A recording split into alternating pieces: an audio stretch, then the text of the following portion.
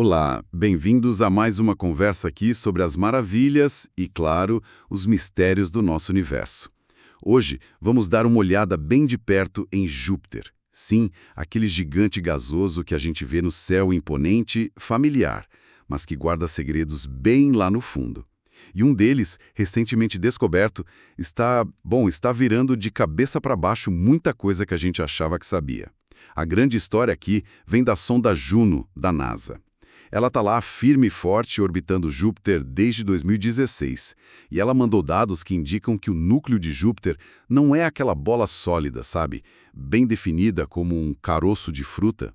Não, o que os cientistas estão chamando agora é de núcleo diluído. Pensa num, um pêssego, onde o caroço não é totalmente separado. Ele meio que se dissolve na polpa. É isso. Uma região central enorme onde o material mais pesado, rocha, gelo, se mistura aos poucos com aquele mar de gás, hidrogênio e hélio das camadas de cima, sem uma borda clara. Então, vamos tentar entender isso melhor, porque essa descoberta, ela mexe com os modelos mais clássicos de como esses planetas gigantes se formam. Nossa missão aqui hoje é justamente essa, entender o que é esse núcleo diluído e investigar uma teoria que surgiu sobre o impacto colossal que agora parece não ser bem a resposta, e ver o que isso nos diz sobre como Júpiter e outros gigantes por aí, inclusive fora do Sistema Solar, se formaram. E a chave para isso tudo foram as medições da Juno, medições super precisas do campo gravitacional de Júpiter, basicamente como a gravidade varia em volta do planeta. Isso permitiu mapear o interior, e foi aí que surgiu essa imagem, inesperada. Uma transição suave lá dentro e não um núcleo compacto. Exato. E o que é fascinante nisso tudo é o porquê de ser tão surpreendente. Os modelos que a gente tinha, os modelos padrão, eles desenhavam um cenário bem linear para a formação desses gigantes. Primeiro, se formaria um núcleo sólido, bem denso, feito de rochas, gelos, acumulando material até ter, umas 10, 15 vezes a massa da Terra. Só depois, com essa gravidade toda, é que ele começaria a puxar, e muito rápido, aquelas quantidades enormes de gás, hidrogênio e hélio que estavam no disco em volta do Sol jovem, sabe? Aquele berçário de planetas. Esse modelo clássico, ele implica numa separação bem clara. O núcleo rochoso e gelado embaixo e o envelope de gás gigante por cima. Um núcleo diluído, onde tudo se mistura, simplesmente não encaixa nessa figura. E tem mais um detalhe interessante. Parece que Saturno, o nosso outro gigante aqui do lado, também tem um núcleo parecido, meio difuso. Isso é importante, né? Muito importante, porque sugere que talvez não seja uma coisa exclusiva de Júpiter, uma peculiaridade. Pode ser algo mais fundamental, sabe? Um processo comum na evolução desses planetas. Se os dois têm isso, a explicação talvez não seja um evento único, tipo um acidente cósmico que só aconteceu com Júpiter. Exatamente. Aponta para algo mais geral, que faz parte do processo normal deles. Certo. E aí, com essa estrutura esquisita na mão, o pessoal começou a caçar explicações. E uma das primeiras ideias que surgiu foi bem cinematográfica, digamos. Um impacto gigantesco logo no começo da vida de Júpiter. A teoria era que Júpiter teria batido de frente com outro planeta em formação, um protoplaneta bem grande, talvez umas 10 massas terrestres. Uma colisão realmente cataclísmica, né? Exato, a energia seria tão absurda que poderia ter pulverizado o núcleo original de Júpiter, misturado os pedaços dele com o gás em volta, e essa mistura ficaria lá permanente, criando essa zona central difusa que a Juno viu. Até tinha umas simulações mais antigas, de 2019, acho, que sugeriam que isso era possível. Sim, essa hipótese do impacto era atraente, dava uma explicação direta, um evento só para explicar algo complexo. Mas a ciência não para e as ferramentas que a gente usa para testar as ideias, elas evoluem também. Recentemente, um grupo grande de pesquisadores de vários lugares, Universidade de Durham, NASA, SETI, Oslo, resolveu olhar para essa ideia do impacto de novo, mas com simulações bem mais sofisticadas, rodando em supercomputadores. E qual foi a grande diferença nessas novas simulações? A principal diferença foi um método de simulação que eles usaram. Um método aprimorado chamado REMIX-SPH. Ele foi projetado para lidar com um problema bem complicado nessas simulações, como modelar direito a mistura de materiais tão diferentes. Imagina, rocha super densa e gás hidrogênio levíssimo, sob aquelas pressões e temperaturas brutais lá dentro de Júpiter. Métodos mais antigos, às vezes, ou misturavam demais artificialmente, ou, pelo contrário, impediam a mistura onde ela deveria acontecer fisicamente. Esse Remix SPH foi testado à exaustão para ter certeza que ele simulava a mistura de fluidos de forma mais realista. E essa validação do método era crucial, imagino, para não cair em erro da própria ferramenta. Exatamente. Antes de simular Júpiter, eles testaram o método em cenários físicos que a gente conhece bem, onde a gente sabe como a mistura tem que acontecer. E o método saiu bem, reproduziu certo, isso deu confiança. Se o impacto pudesse criar um núcleo diluído que durasse, essa ferramenta mostraria.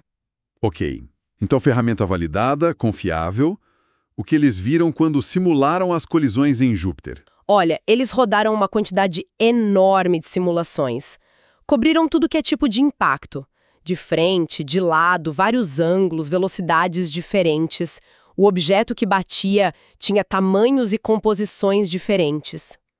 E o resultado foi surpreendentemente consistente. Em todos os cenários. O impacto, claro, causava uma perturbação gigantesca. Uma mistura inicial violenta, sim, material do núcleo voando para o envelope de gás. Só que essa mistura era sempre temporária. Temporária. Como assim temporária? Não ficava misturado? Não ficava. A gravidade de Júpiter é simplesmente poderosa demais em questão de horas, coisa de umas 10 horas nas simulações, mais ou menos aquele material pesado do núcleo que tinha sido espalhado começava a afundar de novo. Ele ia para o centro. E rapidamente eles se reafundavam, formavam de novo um núcleo denso, separado, com uma fronteira relativamente nítida com o gás em cima. A gravidade basicamente limpava a bagunça do impacto muito, muito rápido. Nossa, então nenhuma simulação conseguiu manter o núcleo diluído. Nenhuma. Não importa o quão violenta, qual ângulo, qual resolução eles usassem, o resultado final depois do impacto sempre voltava a ser um planeta com núcleo e envelope bem separados. O núcleo diluído que a Juno vê hoje simplesmente não se formava e permanecia estável depois do impacto desses. Isso é um argumento bem forte contra a hipótese do impacto. Mas eles fizeram mais um teste para ter certeza que não era um método, né? Sim, fizeram um teste bem esperto. Eles começaram uma simulação com Júpiter já tendo um núcleo diluído. Um núcleo baseado naquele estudo anterior que dizia que era possível. E adivinha? Deixa eu ver. O método novo conseguiu manter o núcleo diluído. Exatamente. O Remix SPH manteve a estrutura diluída estável durante a simulação. Mostrou que o método não tinha um preconceito contra essa estrutura. Mas, quando eles rodaram o mesmo teste com métodos mais antigos, aí sim, a estrutura diluída artificialmente se separava rápido. Isso meio que selou a questão. A dificuldade em formar um núcleo diluído duradouro nas simulações de impacto não era uma falha do método novo. Era uma consequência da física mesmo. A mistura causada por um impacto simplesmente não dura. Entendi. Então, o que isso tudo significa para o mistério do núcleo de Júpiter? Se o impacto gigante provavelmente não é a resposta, para onde a gente olha agora? Bom, significa que a hipótese do impacto gigante... Assim, não dá para dizer que nunca aconteceu um impacto na história de Júpiter, claro. Mas como a principal explicação para essa estrutura diluída que a gente vê hoje, ela perde muita força. Muita mesmo. Já era um cenário que exigia condições muito específicas, sabe? Uma colisão na hora certa, do jeito certo, baixa probabilidade. Agora, com simulações melhores mostrando que nem assim o resultado seria duradouro, fica ainda mais difícil sustentar essa ideia como a causa principal. E o fato de Saturno também ter algo parecido reforça isso, né? Exatamente. Conectando tudo, se os dois gigantes têm essa característica, isso aponta muito mais para mecanismos, digamos, mais normais, mais graduais, coisas que fazem parte do processo de crescimento e evolução desses planetas, e não um evento cataclísmico, raro e único. Faz todo sentido. E com a teoria do impacto ficando mais fraca, quais são as alternativas que ganham força? Como esses núcleos diluídos poderiam ter se formado, então, de forma mais gradual? Duas ideias principais estão ganhando mais atenção agora. Ambas envolvem processos mais lentos, mais graduais. Qual seria a primeira? Uma é o que a gente chama de acreção estendida de planetesimais.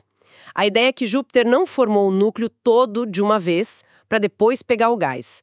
Talvez ele tenha continuado a engolir corpos menores, os planetesimais, que são tipos tijolinhos de rocha e gelo, por muito mais tempo, mesmo enquanto já estava acumulando gás. Essa chuva constante de material não só aumentaria a massa lá no centro, mas também traria energia, calor, desses impactos menores e contínuos. Isso poderia ter agitado o interior, misturado o material pesado com o gás, aos poucos, impedindo que uma fronteira nítida se formasse. Interessante. Como se fosse adicionando ingredientes e mexendo a mistura o tempo todo, em vez de deixar separar. Isso, essa é uma boa analogia. E a outra possibilidade? A outra envolve o que acontece dentro do próprio planeta, ao longo de bilhões de anos. A convecção. O interior de Júpiter é super quente, é fluido, como água fervendo numa panela, sabe? Que cria aquelas correntes que misturam tudo. Acredita-se que existam movimentos gigantescos de material dentro de Júpiter. Essas correntes, chamadas de convecção, são movidas pelo calor que vem de dentro e por diferenças de densidade. Ao longo de muito tempo, bilhões de anos, essas correntes poderiam ter gradualmente erodido um núcleo que talvez no início fosse mais definido, misturado o material dele com as camadas de gás logo acima. Entendi. Seria uma mistura lenta, de dentro para fora, ao longo do tempo geológico. Exato. Então, em vez de um tranco violento, a gente teria ou uma construção já meio misturada desde o começo, com essa chuva de planetesimais, ou uma erosão interna lenta. Ou uma combinação das duas coisas, talvez. Muito provavelmente, uma combinação de ambos. E quem sabe outros processos que a gente ainda nem entende direito. Mas essas rotas de formação mais graduais parecem se encaixar melhor com o que a gente vê em Júpiter e Saturno e também com o fato das simulações de impacto não conseguirem replicar a estrutura que dura. E as implicações disso vão além do nosso quintal, né? Para outros sistemas planetários. Sim, as implicações são bem grandes. Se núcleos diluídos se formam por esses processos mais graduais, mais intrínsecos à evolução dos planetas gigantes, isso muda como a gente pensa sobre a formação e a estrutura interna deles em geral. Talvez essas estruturas complexas, com zonas de transição suaves, em vez de um caroço bem definido, não sejam tão raras assim. Talvez sejam até comuns. E isso afeta diretamente como a gente interpreta os dados dos milhares de exoplanetas gigantes que estamos achando lá fora, orbitando outras estrelas. Nossos modelos para entender esses mundos distantes precisam levar isso em conta. Ok, excelente. Vamos então só recapitular as ideias principais dessa nossa conversa. Primeiro ponto. O coração de Júpiter, e muito provavelmente o de Saturno também, é diferente do que imaginávamos. É difuso, diluído, não um núcleo sólido separado, mas uma zona de mistura gradual de rocha, gelo e gás. Isso força a gente a repensar os modelos de formação. Segundo ponto. Aquela ideia de um impacto gigantesco lá no início como causa disso parece cada vez menos provável. Simulações de ponta mostram que a gravidade arrumaria a bagunça muito rápido, reformando um núcleo distinto em horas. A mistura não seria permanente. Terceiro, com o impacto perdendo força, ganham destaque os processos mais graduais, seja uma chuva prolongada de blocos de construção, planetesimais, durante a formação, seja uma mistura interna lenta por convecção ao longo de bilhões de anos, ou uma combinação. E por último, essa mudança de visão sobre Júpiter e Saturno impacta como a gente entende a formação e a diversidade dos planetas gigantes em todo o universo, incluindo os exoplanetas, certo? Perfeito, é isso mesmo. E, sabe, isso nos deixa com uma pergunta final bem intrigante. Embora a hipótese do impacto pareça enfraquecida para explicar o núcleo diluído, a gente ainda não sabe exatamente qual foi o processo gradual principal, ou a combinação exata deles. Foi mais a acreção lenta? Foi mais a convecção interna? Ainda estamos tentando entender os detalhes. E isso levanta uma questão maior. Que outros processos, talvez super sutis, agindo muito devagar lá nas profundezas desses mundos gigantes, sob condições extremas, ainda estão moldando como eles são por dentro. E que segredos sobre o início do nosso sistema solar e sobre a variedade de planetas lá fora esses processos ainda guardam? A busca por essas respostas, com dados como os da Juno, continua contudo.